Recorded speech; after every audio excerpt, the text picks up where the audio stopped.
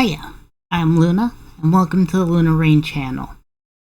If you couldn't tell, or if you don't know this character, today we will be talking about Kinger, who is a very important character to me.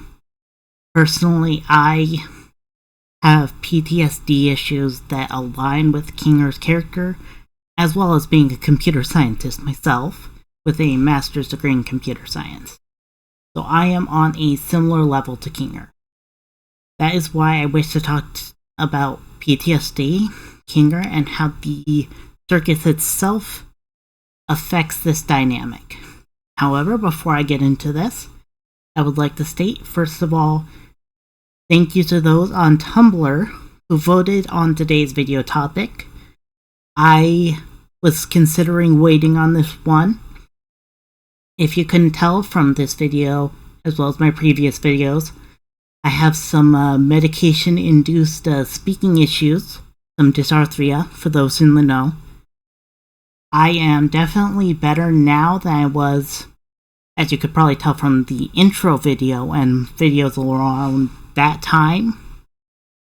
However, some of those issues are still apparent, as well as the spasms, if you can tell.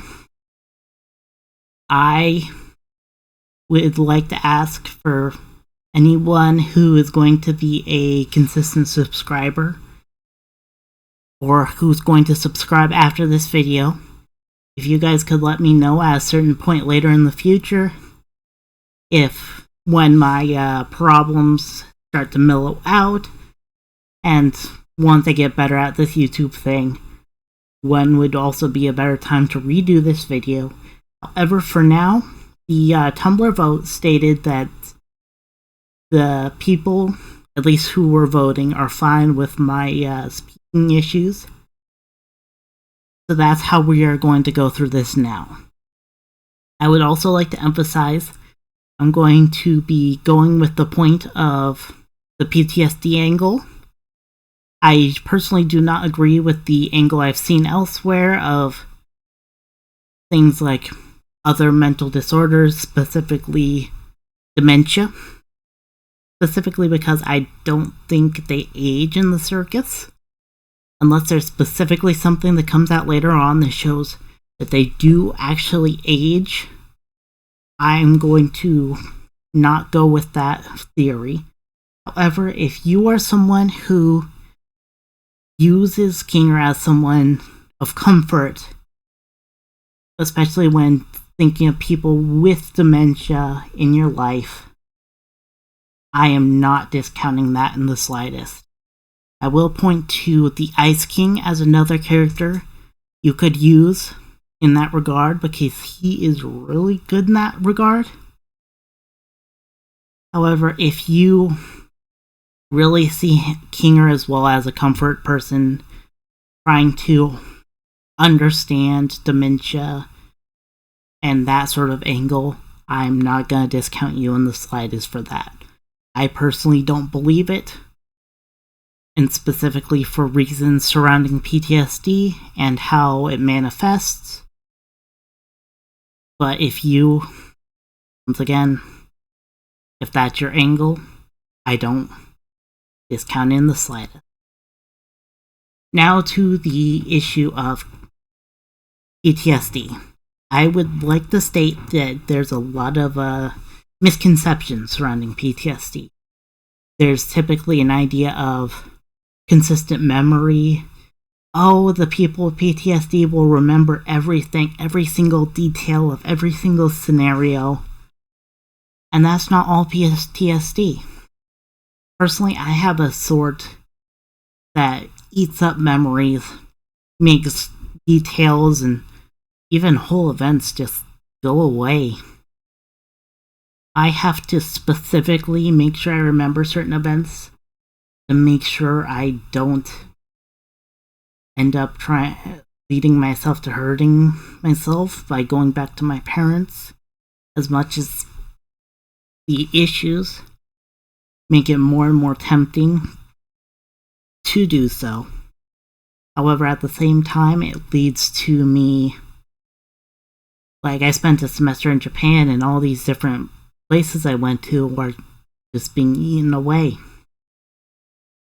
So there are certain things I have to work hard to remember, otherwise they're just gonna go away. And at the same time, while I'm forcing myself to remember certain things and go about certain topics, I actually remember them more in a hierarchy, if that makes sense. I mean, I have to remember the Japanese experiences and the photos through the point of requiring to remember them. Now, of course, that sounds a little weird, so I'm going to give another example of that sort of layering. Specifically, I think of Majora's Mask when I eat those sort of microwave taquitos, because the taquitos remind me of a point where I was trying to remember certain issues and watching a video on Majora's Mask when the house was all quiet for one of the first times in ages. Back when I was living in that. So there's sort of a hierarchy and layering that is required with my sort of memory. It also comes from ADHD for me, because I sort of hop around in terms of topics as well as memories. And I think people with ADHD can understand that point too, because I can remember a certain topic, it links all weird to another topic. However, the PTSD eats some of the memories and some of those connections between topics, leading to weird jumps, weird connections, and just a weird state of memory. Now, that is actually an important thing when it comes to Kinger. We see from the Amazing Digital Circus, Kinger has memories that pop up within darkness, because darkness leads to his memory of his wife and the moment they had when she was abstracted, which then leads to everything else. That was shown within episode 3, and I think that I would say that a lot of that comes from the computer science perspective as well, because after you learn about how data is stored, how these sort of connections need to happen, it's easy to compartmentalize in a similar manner while you're thinking about it in order to create these connections in this way. Now, I brought up ADHD with my own experience with PTSD, and I agree that that's an important portion, and the requirement for that to be set up would necessarily say that Kinger also needs the ADHD portion. However, I actually don't even need to prove that. You see, when it comes to memories with ADHD, I put it within this document, well, this really weird paint image. What we have here is, consider it two separate entities. The circle is where, say, you have an employee sort of relationship, maybe a sort of friendship between two people. And that circle is where that splits. Say when your friend or when your coworker leaves the location or goes to a different job and you stop seeing them, except say when you're in those other rings. Those small rings are when you see a peek into their reality again, and when you're outside of those rings, those people are going on with their lives as they would. However, that's where some of the memory issues can happen. where you can say, oh, I forgot you have this color liking, or oh, I forgot names, because I tend to forget names. I forgot your name, but I remember your face. Could you tell me your name again? Like, I remember we were co-workers, but what was that name? That sort of thing is how this sort of memory happens with time, and how, in the same respect, those are eaten. Now, when it comes to the circus itself, first let me explain a concept in computer science because it's necessary to think about it, because the circus itself is a sort of computer-generated idea. And that's when it comes to instances. You see, these two bokoblins I now put on screen, they have the same behaviors. They, even with like very slight differences, like the little hat one of them has, they will still act the same. They will still do the same things. And thus they are two instances of the same class. That is to say, there is data specifically stated to essentially describe what these bokoblins are, what they are going to become, and what sort of behaviors they should expect. These are the basis of the enemy. From there, other things can be added, like that hat. Like, say, maybe a backstory about a mother, perhaps? Or maybe certain details about going into a fast food establishment. Wink wink, nudge nudge, gummy goo. And with gummy goo, it essentially shows that that's what's happening. Instance of the original gummy goo, with the mother stuff and everything within chapter 2, is destroyed. And a new instance is created for the restaurant scene within episode 4. So what that shows us is, when it comes to this memory chart, that not just Kinger sees, but with all of them, it becomes more something like this.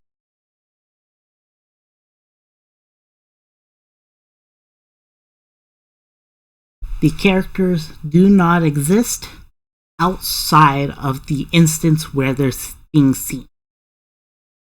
Instead, they're only being seen within these sort of units that I was describing, either where they're actually coming into contact with the different characters again. However, because they're not living their lives outside of it, the instances have to be destroyed and then recreated. This can create a level of sort of forced ADHD memories and questioning reality, where, say, the previous instance had a specific favorite color, for example. Oh, my favorite color is blue.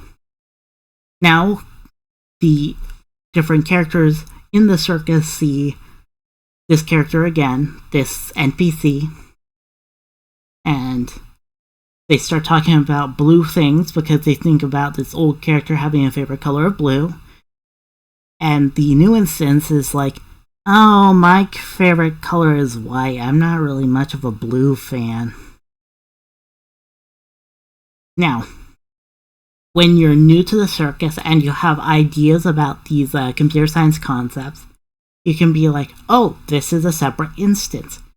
This instance prefers white as an extra outside of its original class. However, you've probably seen those clips of people in VR and how immersed they become. This is another level. And Kinger's been here forever. In fact, judging by the original circus, well, compared to the outside areas, those outside areas and different fun little activities King creates are, of course, newer designed, probably with newer AI. But the original Circus has the tiles, the simple shapes that you would see in like an old Alice project. Now, Alice, as a little example, that was a really, really early 3D graphics program that was necessary in creating such games like Mario 64, to give you an idea of the timeline. This means that since these sort of Alice topics, they were so new at the time. In fact, the sort of checkerboard pattern was just so amazing to the computer scientists because these textures could be created and put on a shape. And the simple shapes were also so amazing at the time because you could create these little vertex, create these little shapes to create a big shape. That was so crazy, so wild, so new. Now I'll remind you, for the computer science in the audience, this is when C++ was common, before even not just C++11, they couldn't have like auto or things like that. This was before C++ 98. And all this was so wild then. That should give you, the computer science people out there, an idea of the sort of scope in which the Circus was created. But on top of that, since we're talking about years, all of you should understand Kinger's been in this forever, for a long time.